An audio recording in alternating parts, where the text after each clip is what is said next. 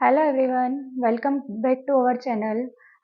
पिछली बार हमने जो मैथ्स के चैप्टर्स पढ़े थे, हम 10th का मैथ्स यहाँ पढ़ने वाले हैं। और इसमें हमने चैप्टर पढ़ा था 13 जो कि स्टैटिक्स है। और जो न्यू बुक के अकॉर्डिंग 13 है, लेकिन ओल्ड बुक के अकॉर्डिंग 14 है। बहुत सारे बच्चे न्यू बुक से भी पढ़ते हैं, बहुत सारे ओल्ड से पढ़ते हैं, इसलिए मैंने आपको दोनों का बता दिया। अब पिछले वीडियोस में हमने देखा था कि हमने दो मेथड पढ़ी थी मीन फाइंड करने की। टोटल मैंने इसका बेसिक भी बताया था, कितनी मेथड्स हैं, क्या है क्या नहीं है। लेकिन यहाँ हम क्या कर रहे हैं, मीन जो हमने दो मेथड पढ़ चुके हैं, एक मैंने डायरेक्ट मेथड बताई थी और दूसरी मैंने बताई थी एज्यूम्ड मीन मेथड। अब हम थर्ड वाली मेथड यहाँ पढ़ने वाले हैं, जो कि मेरा 13.1 का क्वेश्चन नंबर 6 है। और यहाँ हम पढ़ेंगे स्टेप डिविएशन मेथड। ठीक है, तो ये मेरा क्वेश्चन है। यहाँ पर मेरे को क्वेश्चन में गिवन है 25 हाउस होल्ड है और उसका कुछ डाटा गिवन है, और उससे मुझे क्या फाइंड करना है, मुझे यहाँ पर मीन फाइंड करना है। मुझे कोई मेथड मेंशन नहीं करके दी गई है कि आपको यही मेथड का यूज करना है। आपको बोर्ड एग्जाम में भी ऐसा नहीं होगा कि आपको इसी मेथड से करना है। वहां पर अगर गिवन है कि आपको इस मेथड से सॉल्व करना है तो ही आप उसी से करेंगे। अदरवाइज आपको जो इजी वे में हो जाए, जो इजी गोइंग हो, वो आप मेथड यहाँ पर लगा सकते हैं। तो मैं अब ये आपको बता रही हूँ स्टेप डिविएशन मेथड, जहाँ पर मुझे ये क्लास इंटरवल गिवन है 100 to 150, 150 से 200, 200 to 250, 250 to 300, 350 to 300 to 350, इतना मुझे गिवन है। और यहाँ मुझे नंबर ऑफ हाउस होल्ड दिया है, जो कि है मेरी फ्रिक्वेंसी। क्या है? फ्रिक्वेंसी। तो मैंने इसको मेंशन कर दिया। इसके बाद में हम आते हैं थर्ड पॉइंट पे, मिड पॉइंट। पिछले वीडियो में मैंने बताया था आपको कि मिड पॉइंट कैसे फाइंड करते हैं, लेकिन एक बार फिर मैं बता देती हूँ। मिड पॉइंट फाइंड करने का एक फॉर्मूला है, जो कि होता है lower limit plus upper limit upon में 2। मतलब आप लोअर लिमिट में अपर लिमिट को प्लस करेंगे और उसको 2 से डिवाइड करेंगे, तो आपका मिड पॉइंट फाइंड हो जाएगा। जैसे फर्स्ट वाले निकाल के देखते हैं, 100 to 150, 100 प्लस 150 अपॉन में 2। तो हम यहाँ इसको प्लस करेंगे तो ये हो जाएगा 250 अपॉन में 2। 2 वन जा 2, 2 वन जा 2, 2 टू जा 4, 2 5 जा 10। कितना आया? 125। ठीक। अब आप सोच रहे होंगे कि क्या हम इन सबको बार बार ऐसे ही फाइंड करेंगे? तो नहीं, हमें बार बार ऐसे फाइंड नहीं करना है। हमें फर्स्ट वाला फाइंड कर लेना है, देन हमें ये पहले देख लेना है कि इनके बीच का डिफरेंस कितना है। मतलब ये मेरा क्लास इंटरवल है और क्लास इंटरवल के बीच की हाइट कितनी है, सबसे पहले मुझे ये पता करना है। तो हाइट निकालने के लिए यहाँ आप देखेंगे 100 to 150 के बिटवीन में 50 का डिफरेंस है, 150 से 200 के बिटवीन में भी 50 का डिफरेंस है, 200 टू 50 के बिटवीन में 50 का डिफरेंस है। तो मैं यहाँ देख रही हूँ जितने भी क्लास इंटरवल है सबकी हाइट सेम है, सब में 50 का डिफरेंस है। तो मुझे जो मिड पॉइंट निकालना है, मैं फर्स्ट वाला फाइंड कर चुकी हूँ। आगे वाला मुझे पूरी प्रोसेस वो नहीं करनी पड़ेगी, मैं डायरेक्ट भी इसको निकाल सकती हूँ। कैसे?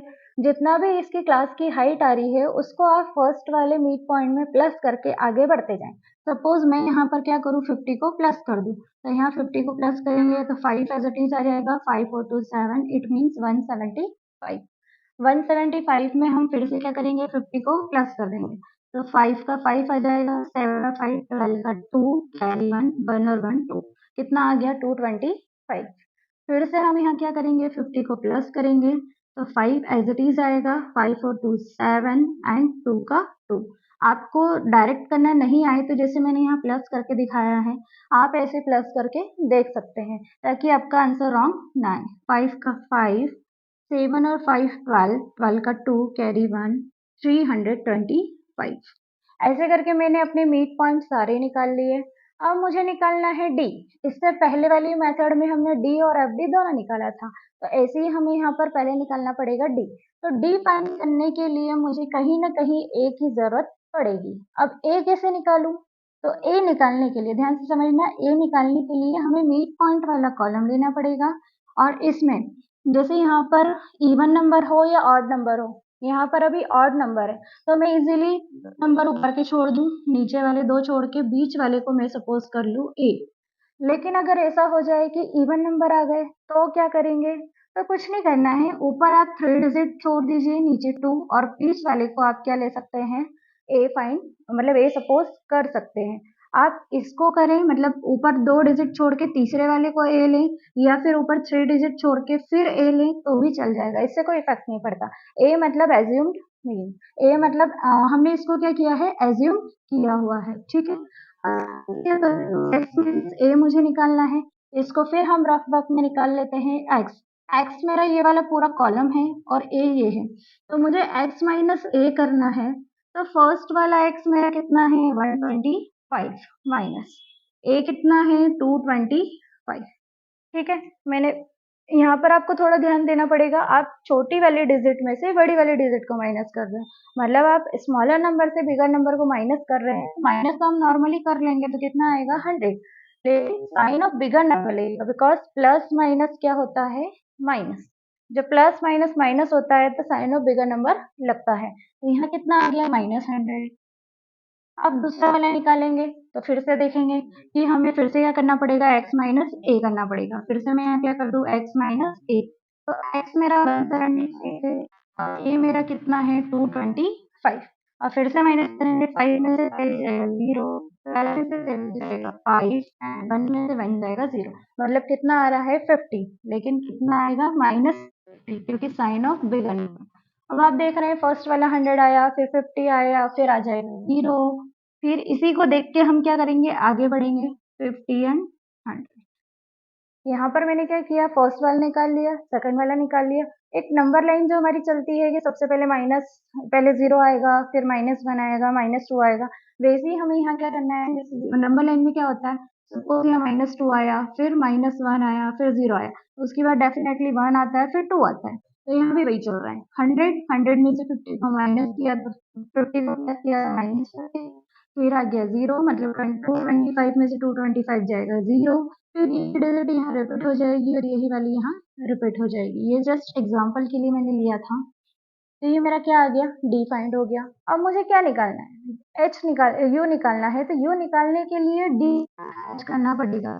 क्या करना पड़ेगा, डी अपॉन एच। तो मेरा डी, ठीक है, और अपॉन में एच, एच मतलब क्लास हाइट। इस क्लास की जितनी भी हाइट होगी उसको हम वहां पर क्या कर देंगे, उस नंबर से क्या कर देंगे, डिवाइडेशन कर देंगे। तो जैसे यू मुझे मुझे डी अपॉन एच करना है, तो इसको भी मैं वर्क में करके बताती हूँ। u is equal to D, मेरा फर्स्ट वाला कितना निकला, -100 अपॉन एच। एच क्या है, इनकी क्लास हाइट है जो कि कितनी है, 50 है। तो मैं यहाँ क्या करूँ, इसको ऐड कर दूं 50 से, ये 50 वन जा 50, 50 टू जा 100, तो क्या आएगा, -2। फिर से हमें यही करना है, ये सारा काम आपको रफ वर्क में करना ही पड़ेगा। आप फर्स्ट वाली डिजिट निकाल लीजिए, सेकंड वाली में क्या होगा, -50 आ जाएगा 0, इट मीन्स -1। 50 वन जा 50 एंड 50 वन जा 50, तो कितना आ गया, -1, ठीक। फिर मुझे इसको आएगा 0, फिर इसको 50 को किससे डिवाइड करना पड़ेगा, 50 से, तो 1 एंड 2। आप देख रहे हैं यहाँ एक नंबर लाइन चल रही है, जैसे -2, -1, 0, 1 एंड 2। आपको यहीं से क्लियर हो जाएगी दो डिजिट के बाद में कि आपको आगे क्या लेना है। जैसे यहाँ पे पता चल गया था कि -100 है, तो फिर आएगा -50, ठीक है। जब मैंने ये सेकंड वाला पार्ट निकाला तो मेरा -50 आया, उसके बाद में इसमें से इसी को नंबर को माइनस किया तो क्या आ गया था, 0 आ गया था। फिर मैंने 275 में से 225 माइनस किया तो 50 आ गया। 325 में से 225 माइनस किया, 100 आ गया था, ठीक है। तो ये एक सीरियल में आया था नंबर। अब हमें क्या करना है, इसको डिवाइड करना है। हमने 50 से डिवाइड किया। हमने 50 से ही क्यों डिवाइड किया, क्योंकि यहाँ पर h क्या है, आपका 50 है, ठीक है। तो मेरा नंबर लाइन में कन्वर्ट हो गया है, -2, -1, 0, 1 एंड 2। आप मीन के जितनी भी मेथड्स लगाएंगे, मेथड में जितने भी कॉलम बढ़ते जाएंगे, उतनी ही मेथड का कैलकुलेशन इजी हो जाएगा। डायरेक्ट मेथड में आपने देखा होगा कि सिर्फ हम मिड पॉइंट निकालते हैं और लास्ट वाले से मल्टीप्लिकेशन कर देते हैं, तो उससे क्या होता है, मल्टीप्लिकेशन ज़्यादा करना पड़ता है। अब उसके बाद में हम आए थे एज्यूम्ड मीन में, तो यहाँ पर भी डिजिट अगर बड़ी आई हुई है तो हमें एफ और डी का मल्टीप्लिकेशन करना क्या हो जाता है, थोड़ा सा टफ हो जाता है। टफ मतलब नॉर्मली छोटी वाली डिजिट में तो हो जाता है, लेकिन जब ये डिजिट बड़ी हो जाती है तब मल्टीप्लिकेशन में थोड़ी सी प्रॉब्लम आती है। अभी तो इजी है जो हम डायरेक्टली कर पाएंगे, लेकिन अगर इसके बाद अगर हम यू फाइंड कर लेते हैं, ये वाली मेथड लगाते हैं, स्टेप डिविजन मेथड, तो इसमें यही प्रॉफिट होता है कि आपको ज़्यादा कैलकुलेशन नहीं करना है। जैसे 4 2 जा 8, -8, मुझे एफ और यू का मल्टीप्लिकेशन करना है, तो मेरा f ये रहा, देन मेरा u ये रहा, ठीक है। तो मैं इन दोनों का क्या कर दिया, मल्टीप्लिकेशन कर दिया। आपको ऐसा लग रहा है कि हम गलती से इसका इंटू यहाँ ना कर दिए, इसका इंटू यहाँ ना कर दिए, तो आप इसको हाइड कर लीजिए, आपकी कॉपी छोटी रहेगी, वहाँ आप हाथ रख के अपनी उंगलियों से इसको बिल्कुल हाइड कर सकते हैं। स्केल रख के जो कॉलम हमारे काम के नहीं है उनको आप हाइड कर दीजिए, ताकि आपका कैलकुलेशन बहुत आसानी से हो जाए और गलत ना हो, ठीक। अब इस 5 का इंटू मुझे -1 में करना रहेगा, क्योंकि मैं f और u का क्या कर रही हूँ, मल्टीप्लिकेशन। तो 5 1 जा 5, यहाँ हो जाएगा क्या, -5। अब 12 का इंटू मुझे किस में करना है, 0 में। जब मैं 12 का इंटू 0 में करूंगी तो ये क्या आ जाएगा, 0, क्योंकि हम जानते हैं किसी भी नंबर का इंटू अगर हम 0 में करते हैं तो वो बन जाता है 0। अब 2 1 जा कितना होगा, 2, एंड 2 2 जा कितना होगा, 4। अब ये वाले कॉलम में आप देखें कि आपके पास में मैक्सिमम कितना दिख रहा है। एक तो माइनस वाली 2 डिजिट दिख रही है और एक प्लस वाली, मतलब आपको माइनस भी दिख रहा है देन प्लस भी दिख रहा है। तो यहाँ पर माइनस माइनस कितना होता है, प्लस। तो आप इनको प्लस कर दीजिए, 8 और 5 होगा, सॉरी 8 और 5 को प्लस करना है, लेकिन माइनस माइनस प्लस साइन कितना लगता है, माइनस का ही लगता है। तो 8 और 5 13 होगा, तो मैं डायरेक्ट क्या लिख दूँ यहाँ पर, 13। यहाँ मैंने लिखा 13, एंड 4 और 2 कितना हो जाएगा, 6। अब फिर से मेरे पास 2 डिजिट है, मुझे पूरा कैलकुलेशन अभी नहीं आया हुआ है, मुझे यहाँ पर दोनों को क्या करना है, सॉल्व करके फाइनली यहाँ लिखना है। और एक चीज और बता दूं, ये साइन जो है सिग्मा का होता है, सबमिशन, ठीक है। ये किसी भी रो को प्लस करना या किसी कॉलम को प्लस करने में काम आता है। जैसे अभी मैं यहाँ कॉलम को क्या कर रही हूँ, प्लस कर रही हूँ। जब ऐसी कंडीशन में इधर आपको प्लस करना रहेगा तो आप इसको भी प्लस कर सकते हैं, ठीक है। वो क्वेश्चन के अकॉर्डिंग होता है, लेकिन इस चैप्टर में आपको ऐसे ही प्लस करना पड़ेगा, कॉलम ही करना पड़ेगा। प्लस माइनस माइनस, मेरा माइनस है, ये मेरा क्या है, प्लस। तो कितना बचेगा मेरा, 7, लेकिन किस में बचेगा, माइनस में, because sign of bigger number always हम यहाँ पर पुट करते हैं।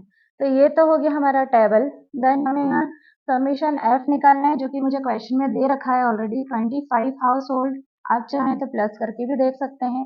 5 और 4 9, 9 और 2 11, 12 13 14 15 का 5 कैरी 1 1 और 1 2, तो कितना आया, 25 आया।